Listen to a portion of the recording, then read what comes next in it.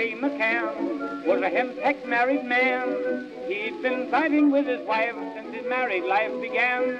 One night about 3:30, while out upon a spree, a motor knocked him down and out and nearly broke his knee. The chauffeur raised Mac's head. Why, said, this man is dead. But when he said, we'll take him home. Hello Space Engineers, welcome back to Hephaestus Prime, Wellington 6012 here. Hope everybody is alright today.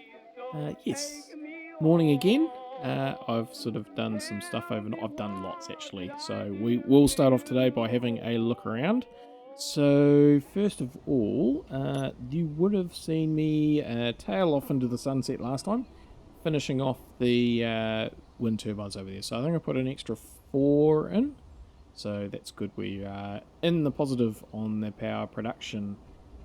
Yes. Now, you probably saw on the fly-in something that I'm going to show you, but we'll go this way. So I've just put some signs in on these doors. I've been through this entrance for a while. Now, I'll just head down here. I haven't done anything in here, but this first aid station, remember that. I'll come back to that. Right, we'll head down here. More signs.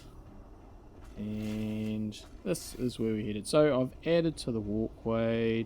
We are going into the command center to have a look in there, but we're going a different way. We're going down this way, and there we are. The external entrance that I was talking about last time.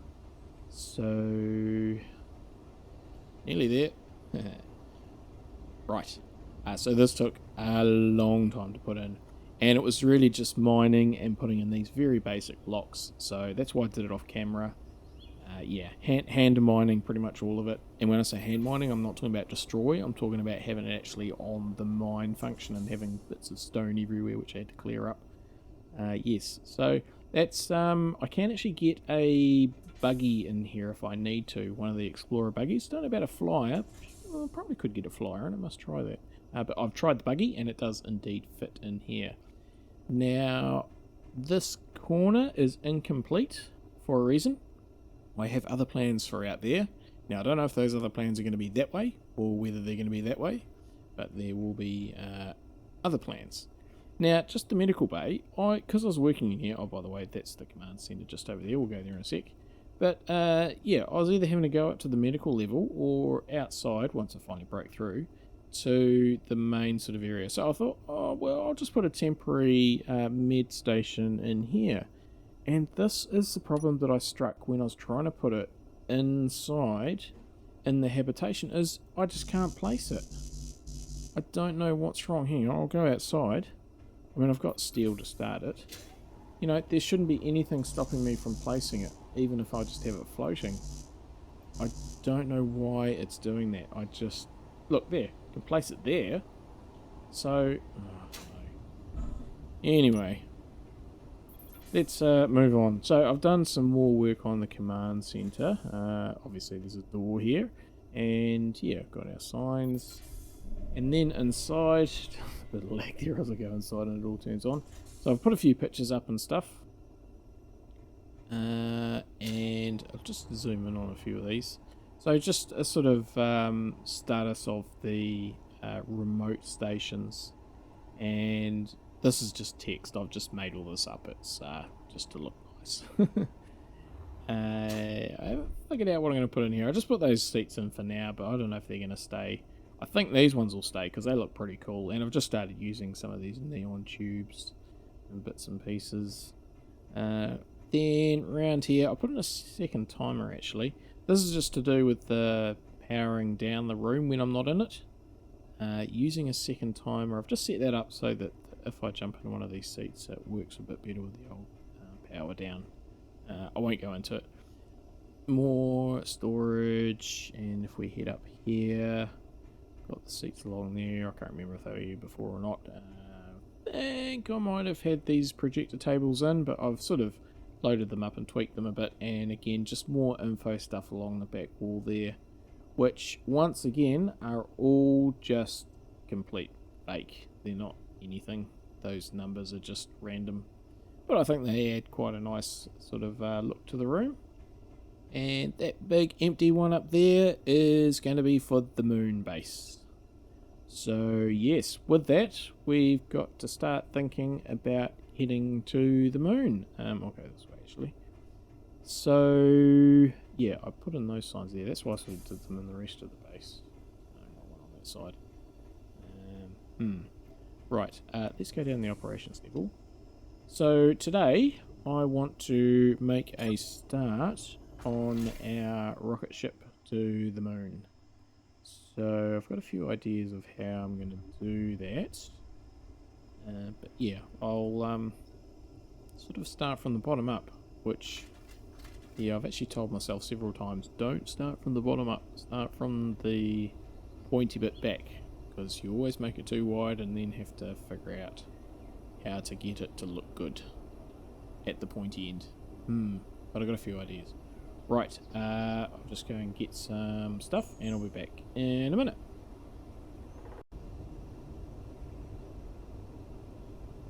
Okay, so have a bit of a cunning plan here. Now I'll just start off with this big thruster here. Now what I'm doing is, this is going to be basically a quarter of the ship. So I'm going to have these like engine pod type things, and this will have the same look as Thunderbird 3. What that looks like. That's the inspiration anyway. Just putting this oxygen tank on here, more to act as, I mean I need an oxygen tank for space, but to more act as an adapter actually, to adapt down that 3x3 into the 1x1 for all the other thrusters. Now I'll just put these small tanks on. These won't be the main tanks, these are probably more just decoration, but also using the space. And I mean with these small ones, you know, the 2x2x1, if you were to put pipes in, they would take up 2x1 anyway, so it's kind of like, you may as well put these tanks in. Yeah, they're pretty cheap to build as well, so it's just really decoration. But yeah, so Thunderbird 3 is the inspiration. As I said previously, I'm sort of from that generation of Thunderbirds and Jerry Anderson shows on TV on a Saturday morning. Yeah, so as I say, this is just going to be a quarter of one, and I will blueprint it, and then I'll sort of maneuver it. So I've got this piston here that it's on, so I can lift it up, and that way I can drop it down onto some wheels. So I'll drive it, because I don't think the base ship printer will work. I probably need just to put in some temporary welders, a wall of them in the floor, and sort of drive the vehicle, well, drive the blueprint away from the welders and just control it that way. That's the plan anyway. So I'm just putting these conveyors in here, and I'm going to attach the lateral thrusters to this, so a whole line of them up the side. That'll be the way to go. So on each of the engine pods there'll be a line of these. That's the top one. I might just put a vent in, sort of where it adapts to the upward ones. I'm just thinking that might work if I can get parts for it. At the very least it'll start to fill up the oxygen tanks.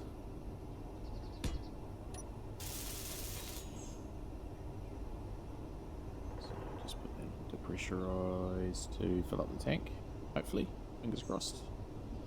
Right, I'll just put these thrusters on, and I'll name them as I go as well.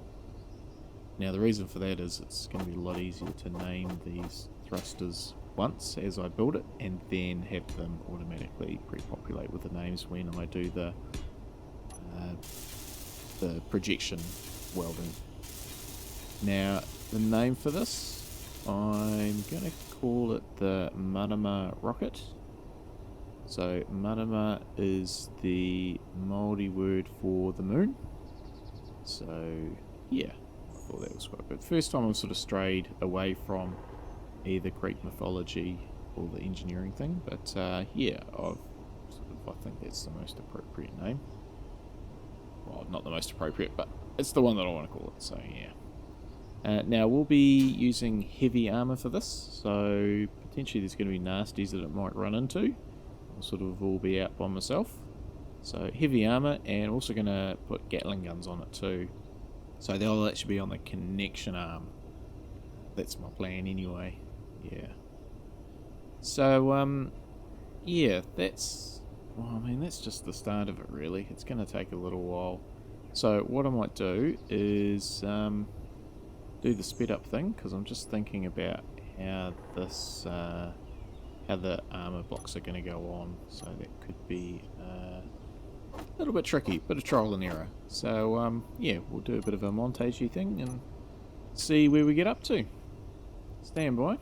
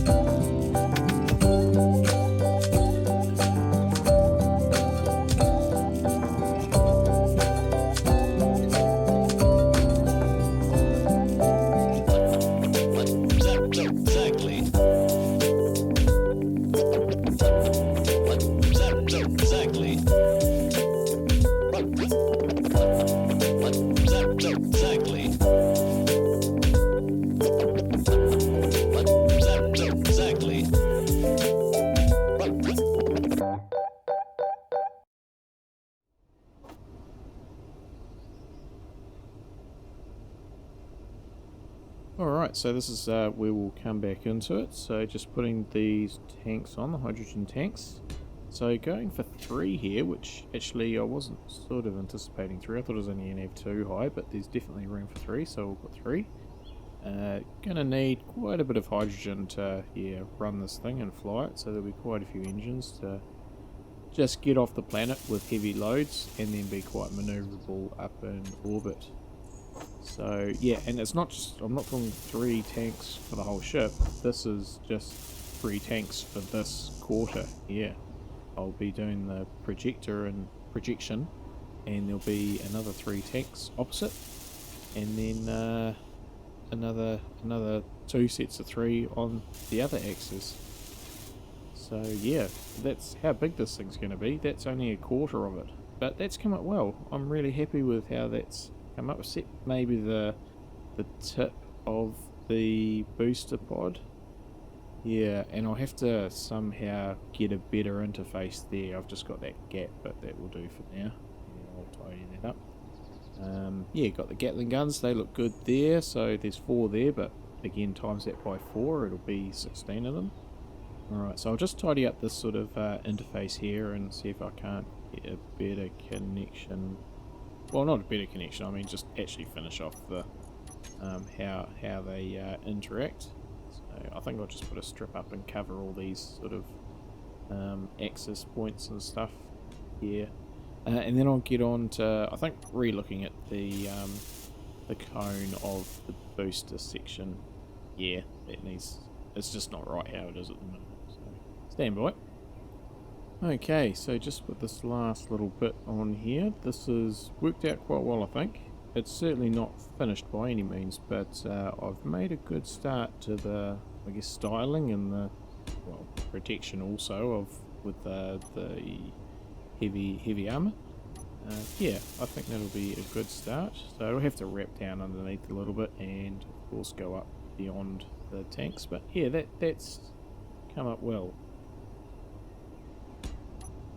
Okay, so before I do the blueprint, I do just want to readjust this nose cone because it's just not sitting right with me. It does mean losing some of these thrusters, so instead of the 8, I'm only going to have the 4.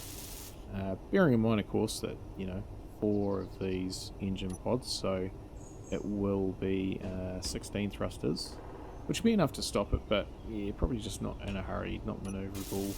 So I will need to look at some more on the main, sort of the main body section. I don't know how that will work out, but we'll let future Wellington deal with that.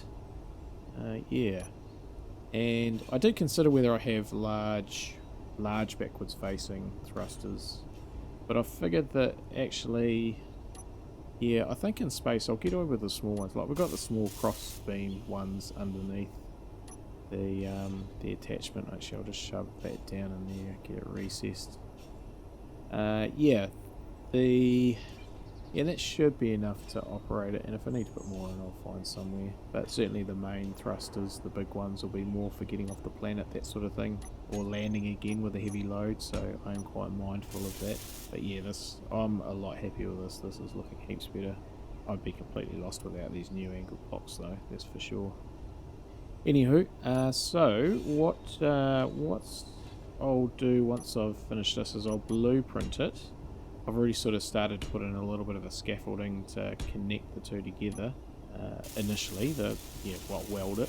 I'm just going to put a temporary welder wall up, connect it over to one of those conveyor systems under the ground somewhere, and yeah, we'll go from there. So that is going to be quite tedious. I think it's going to take a lot of setting up and yeah, just be pretty slow going, as this whole thing's been slow going. I don't know what the edit's up to at the moment, but so far I've been working on this about an hour and a half. So I don't know how we're going time wise on the episode, but yeah, it's certainly taken quite a while, this thing, but in a good way. It's just such a big build, this, so it won't be finished today, that's for sure.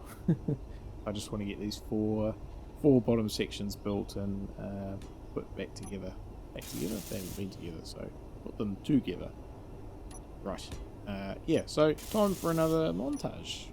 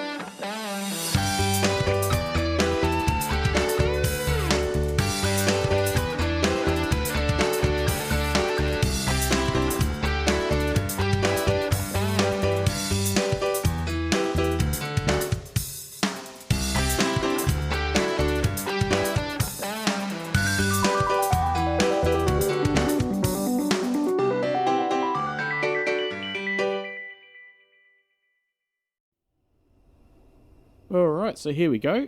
Told you it was going to be quite large, and yeah, this is really only the bottom of it too. I mean, it's gonna, well, it's not going to fit in here, let's just say that. Yeah, it's still got quite a bit to go up there. But yes, a very good start to it.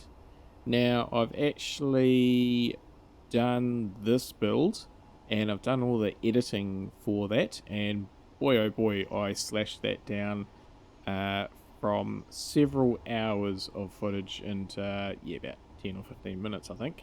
But I figure that's sort of the best way to go. Otherwise, this is going to be a 8-part episode build type thing. Yeah, even just the printing off using the welders, which I put over there just temporarily, worked really well, but even that took me over an hour pretty much.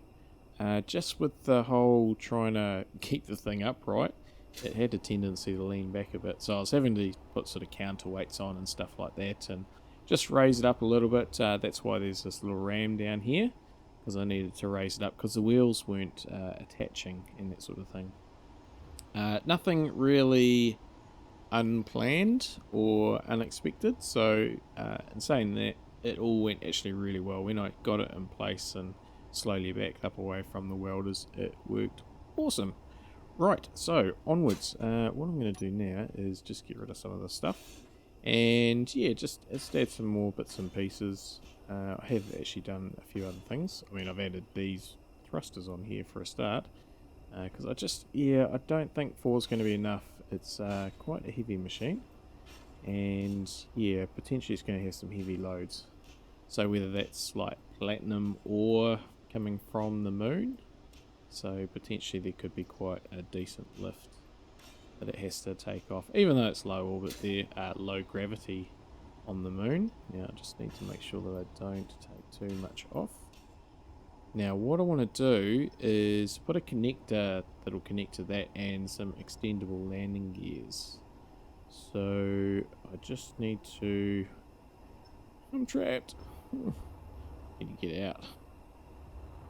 What I might do is, just to be on the absolute safe side, is I'm going to put some extra scaffolding in just to really make sure that nothing falls apart.